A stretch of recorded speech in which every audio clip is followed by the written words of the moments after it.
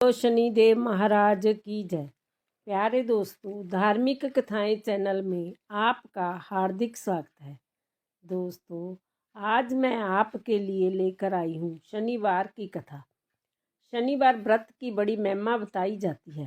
कहते हैं कि इस व्रत को करने से शनिदेव प्रसन्न होते हैं और जीवन के सभी कष्ट दूर हो जाते हैं।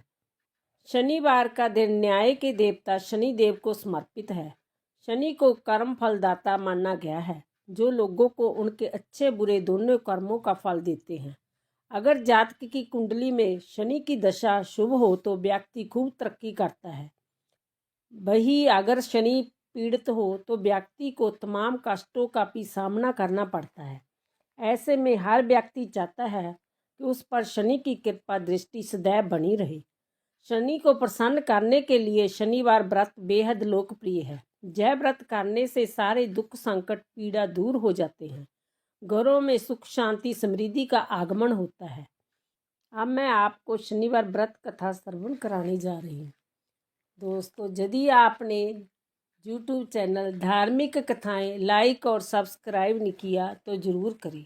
बेल आइकन दबाना ना भूलें, जो आने वाली सभी वीडियोज की जानकारी आपको सबसे पहले हो सके। वीडियो को पूरी सुने। सुनने के बाद कमेंट बॉक्स में जय शनिदेव लिखना ना भूलें। एक समय की बात है कि नवग्रहों के बीच श्रेष्ठता को लेकर विवाद हो गया। सभी ग्रह देवराज इंद्र के पास पहुंचे कि जय आप फैसला करके बताइए कि हम नवग्रहों में कौन श्रेष्ठ है।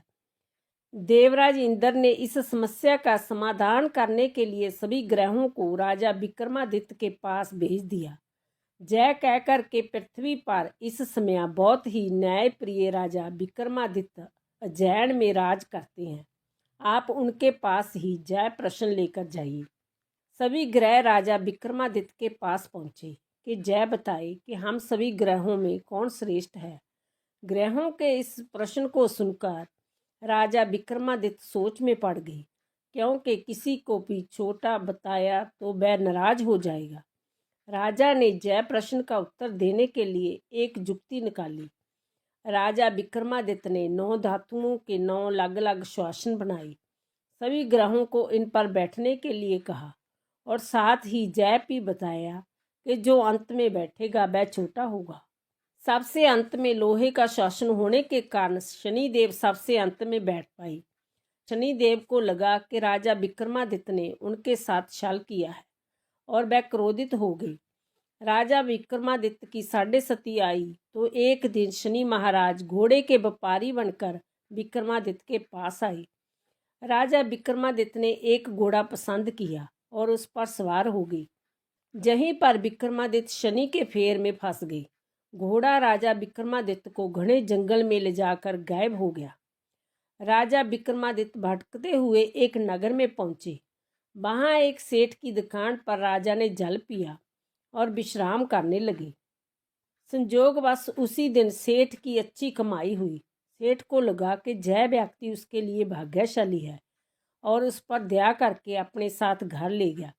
जब सेठानी भोजन लगा रही थी तब अचानक राजा ने देखा कि सामने की दीवार पर खूंटी पर हार लटक रहा है, जिसे दीवार निगलता जा रहा है।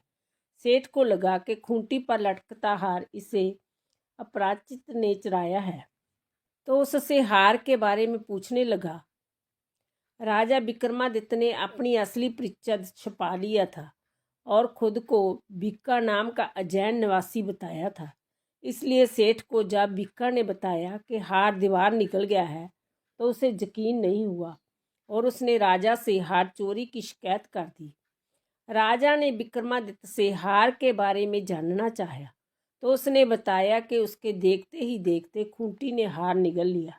इस बात पर राजा क्रोधित हो गए और उन्होंने चोरी करने के अपराध में विक्रमादित्य के हाथ पैर काटने का आदेश दे दिया।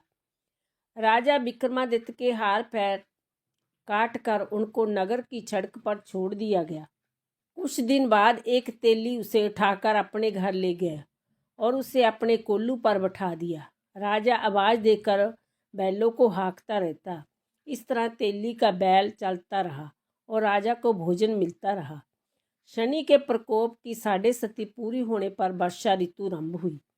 राजा विक्रमादित्य एक रात मेघ मल्हार गा रहे थे कि तभी नगर के राजा की लड़की राजकुमारी मोनी रथ पर सवार उस तेली के घर के पास से गुजर रही थी। उसने मेघ मल्हार राग सुना तो वह मोहित हो गई। राजकुमारी ने दासी को भेजकर गाने वाले को बुला लाने के लिए कहा। दासी ने लौटकर राजकुमारी को अपंग राजा के बारे में सब कुछ विस्तार से बता दिया। राजकुमारी अपाहिज राजा से इस तरह प्रभावित हुई थी कि उसने मन ही मन जय निश्चय कर लिया कि वह अपाहिज राजा से ही विवाह करेगी। राजकुमारी ने अपने माता पिता से जब यह बात बताई तो वह सभी यह बात जानकर हैरान रह गए। रानी ने मोनी को समझाया, बेटी तुम्हारे भाग्य में तो किसी राजा की रानी होना लिखा है, ऐसे में तुम उस अपाहिज से विवाह करके अपने पाप पर कुल्हाड़ी क्यों मार रही हैं। राजकुमारी तो मन में ठान चुकी थी, अपनी जिद नहीं छोड़ी। अपनी जिद पूरी करने के लिए उसने भोजन करना छोड़ दिया और प्राण त्याग देने का निश्चय कर लिया। आखिर राजा रानी को विवश होकर अपंग विक्रमादित्य से राजकुमारी का विवाह करवाना पड़ा। विवाह के बाद राजा विक्रमादित्य और राजकुमारी तेली के घर में रहने लगे। उसी रात सपने में शनिदेव ने राजा से कहा, राजा तुमने मेरा प्रकोप देख लिया, मैंने तुम्हें अपने अपमान का दंड दिया है। राजा ने शनिदेव से क्षमा करने को कहा और प्रार्थना की, हे शनिदेव, आपने जितना दुख मुझे दिया है अन्य किसी को ना देना। शनिदेव ने कुछ सोचकर कहा, राजा मैं तुम्हारी प्रार्थना स्वीकार करता हूँ। जो कोई स्त्री पुरुष मेरी पूजा करेगा, शनिवार को व्रत करके मेरी व्रत कथा सुनेगा, उस पर हमेशा मेरी अनुकंपा बनी रहेगी। प्रातःकाल राजा विक्रमादित्य की नींद खुली तो अपने हाथ पाप देखकर राजा को बहुत खुशी हुई। उसने मान ही मान शनिदेव को प्रणाम किया। राजकुमारी भी राजा के हाथ पैर सही सलामत देखकर आश्चर्य में डूब गई। तब राजा विक्रमादित्य ने अपना परिचय देते हुए शनिदेव के प्रकोप की सारी कहानी सुनाई। सेठ को जब इस बात का पता चला तो दौड़ता हुआ तेली के घर पहुंचा और राजा के चरणों में गिरकर क्षमा मांगने लगा। राजा ने उसे क्षमा कर दिया, क्योंकि यह सब तो शनिदेव के प्रकोप के कारण हुआ था। सेठ राजा को अपने घर ले गया और उसे भोजन कराया। भोजन करते समय वहाँ एक आश्चर्यजनक घटना घटी। सबके देखते देखते उस खूंटी ने हार उगल दिया। सेठ जी ने अपनी बेटी का विवाह भी राजा के साथ कर दिया और बहुत से स्वर्ण आभूषण धन आदि देकर राजा को विदा किया। राजा विक्रमादित्य राजकुमारी मोनी और सेठ की बेटी के साथ उज्जैन पहुंचे तो नगरवासियों ने हर्षपूर्वक नगर की सीमा पर ही उनका स्वागत किया। अगले दिन राजा विक्रमादित्य ने पूरे राज्य में घोषणा करवाई कि शनिदेव सभी ग्रहों में श्रेष्ठ है। सभी नगरवासी शनिदेव का व्रत करें और शनिदेव को शनि की पूजा करें, शनि की कथा सुने। राजा विक्रमादित्य की घोषणा से शनिदेव बहुत प्रसन्न हुए।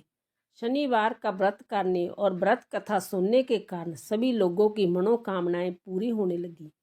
बोलो शनिदेव महाराज की जय। जय शनिदेव महाराज की जय। इस प्रकार शनि व्रत कथा सुनने से व्यक्ति अपनी कुंडली में पीड़ित शनि ग्रह को मजबूत कर सकता है। कहते हैं कि जिस व्यक्ति पर शनि की कृपा बरसती है उसे सफल होने से कोई भी रोक नहीं सकता। शनि व्यक्ति को रंक से राजा बनाने की ताकत रखते हैं, इसलिए शनिवार की व्रत की कथा जरूर सुननी चाहिए। इससे शनि ग्रह शांत होता है और घर में शांति बनी रहती है। बोलो शनिदेव महाराज की जय। बोलो शनिदेव।